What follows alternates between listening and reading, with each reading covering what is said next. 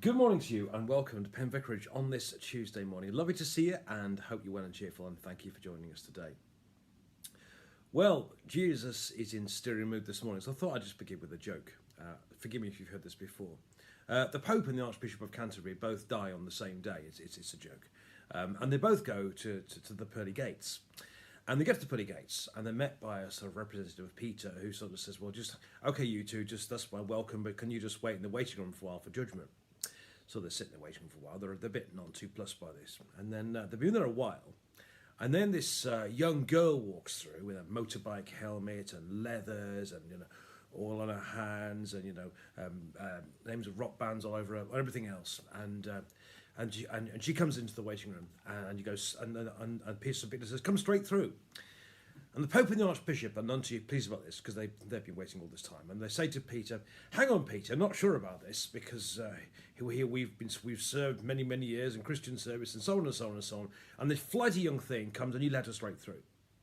And just Peter responds, well, you know something? 6 months ago, someone bought her a motorbike. And since then, she's put the fear of God into more people than you two have in your entire lives. Couldn't resist it. With that in mind, let's read Matthew chapter 5, reading verses 21 to 30. Jesus said, you have heard that it was said to those of ancient times, you shall not murder, and whoever murders shall be subject to liable to judgment. But I say that if you are angry with a brother or sister, you'll be liable to judgment. And if you insult a brother or sister, you'll be liable to the council. And if you say you fool, you'll be liable to the hell of fire. And when you are offering your gift at the altar, if you remember that your brother or sister has something against you, leave your gift there before the altar and go. First be reconciled to your brother and sister, and then come and offer your gift. Come to terms quickly with your accuser while you're on the way to court with him, or your accuser may hand you over to the judge, and the judge to the guard, and you'll be thrown into prison. Truly I tell you, you'll never get out until you've paid the last penny. You've heard that it was said, you shall not commit adultery. But I say to you that everyone who looks at a woman with lust has already committed adultery with her in his heart. If your right eye causes you to sin, tear it out and throw it away. For it's better to you but to lose one of your members than for your whole body to be thrown into hell. And if your right hand causes you to sin, cut it off and throw it away. It's better for you to lose one of your members than for your whole body to go into hell. And this is the word of the Lord. Thanks be to God. Well, there we go this morning. Jesus on certainly steering mood this morning. Let me start, I think, by a quick sidetrack here all about hell. I think I'll talk about hell this morning. People often tend to think as a hell as a place where you go if you go after you died, if you've been a naughty boy or a naughty girl. Well, I think that kind of doesn't really reflect it properly. I think you need to remember that most people's view of hell is not so much confused about what the Bible says, but what Dante's Inferno or Milton's Paradise Lost said, neither of which are from the Bible. The Bible actually has 2 words for hell, may even be 3, but 2 I want to talk about this morning. Sheol, which is a kind of place in the Old Testament, which is a kind of shadowy place where dead people go. But it's a sort of shadowy, dead-like place, if you know what I mean. And the other one in the New Testament is Gehenna, which is the one that Jesus used. And Gehenna is actually a place, I've actually been there. It's a valley just outside Jerusalem where there used to be an incinerator. We used to burn all the rubbish day and night. So I can genuinely say I've been there. I can say that I've been to hell and back. And on the road up there, I took a photograph and sent it to my daughter saying, I can say I'm on the highway to hell as we speak. But that's what it is. It's not so much a place you got after you're dead. It's actually a place which actually exists. It's called Gehenna. You can go there these days. But in those days, it was a place used as an incinerator. And because it burned night and day, that's what he's talking about here. So hell is actually not so much a place you go after you've died, but actually Gehenna, hell here, is actually a place on earth. So that's a quick sideline about hell, just in case you've always wondered what hell really is, rather than what people's legends about hell and so on.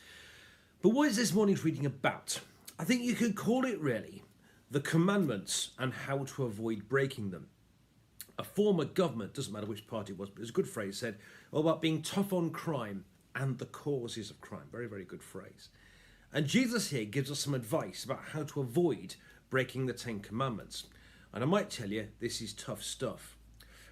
I think the first thing to recognise is that we need to be aware that these things don't happen straight away, that they happen as part of a process.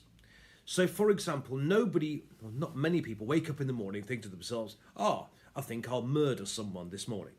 No. What happens is it starts off by being angry or having an argument with someone, and it builds over time. So recognise that it starts, recognise it's a process. No one wakes up this morning and thinks, I think I'll commit murder this morning, and then go and do it. Usually what happens is a process, and it takes time. And so there is a process before you actually get there. And similarly, the true with adultery. It starts off in all sorts of ways. But very few people, especially if they're newly married, wake up in the morning and think, I think I'll commit adultery this morning. I think I'll be unfaithful today. It doesn't work like that. It starts with a process, lust and inappropriate. And all stuff happens. And so it builds up. So recognizing that the commandments, that you don't break them, people don't break them straight away. There's usually a process. And if you're aware that there's a process, it does make it somewhat easier, if that's the word, to deal with it. So recognize firstly there is a process. And I think Jesus then goes on to say that we have to do something as much as we can to nip them in the bud before it gets to the full thing. And sometimes be prepared to take drastic measures to avoid hell, to avoid Gehenna.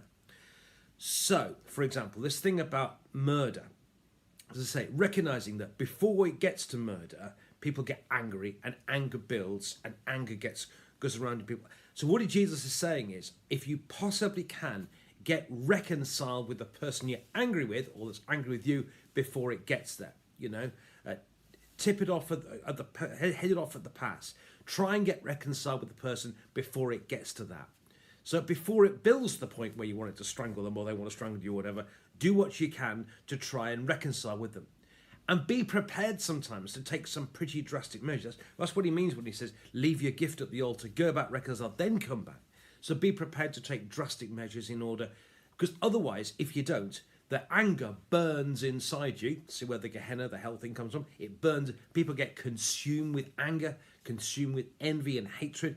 And when it gets that really is hell. And you don't want that. So if you possibly can, get reconciled to the person before he gets that, is what he's saying.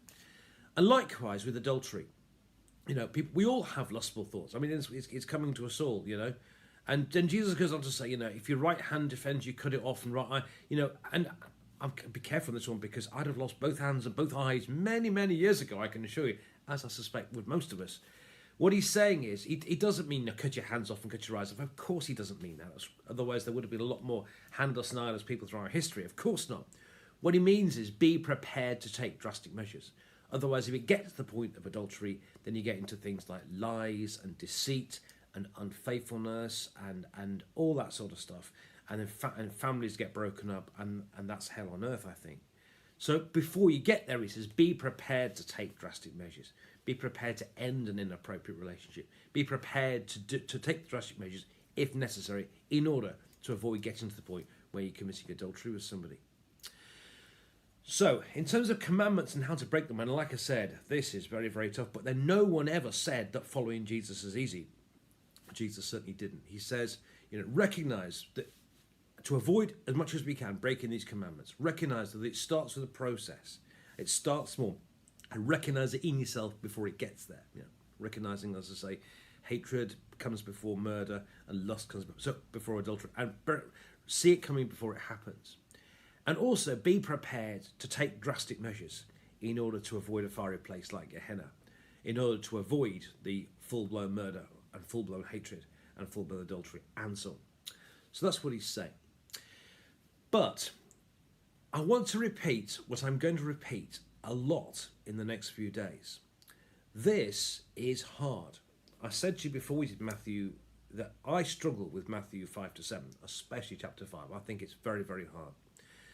But I think part of it, I believe, is, as I said yesterday, that Jesus fulfills the commandments. And I think the point we need to get to is you get to the point when you think, this is hard, and you get to the point when I can't do it. And when you get to the point when you can't do it, then you recognise that's when I need Jesus. When you recognise that I cannot achieve this in my own strength, I need Jesus. That's, I think, the point Jesus wants us to get to.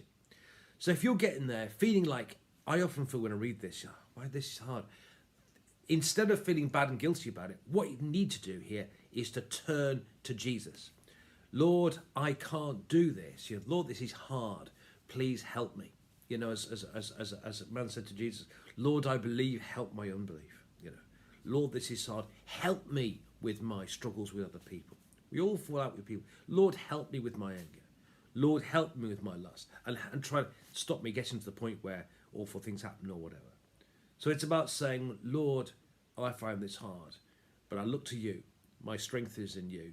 My forgiveness is in you when I foul up. And thank you for being a wonderful God.